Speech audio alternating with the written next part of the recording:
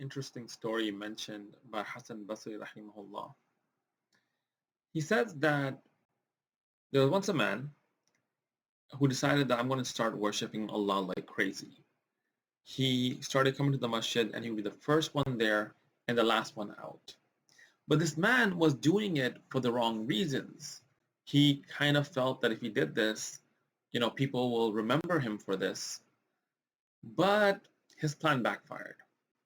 Even after 7 months of doing this, people really didn't praise him. If anything, he will be passing by a group of people and they'll say, oh, look at this show off. This guy is showing off.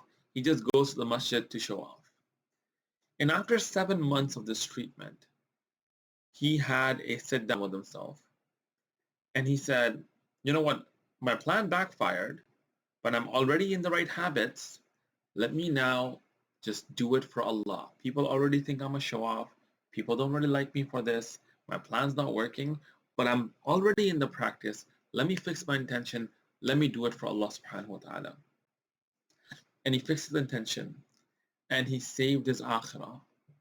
And eventually, people saw him consistently stick with this and they did start praising him and they did start loving him.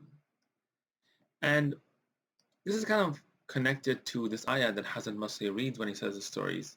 He says, إِنَّ الَّذِينَ آمَنُوا وَعَمِلُوا الصَّالِحَاتِ سَيَجْعَلُ لَهُمُ الرَّحْمَنُ وُدًّا.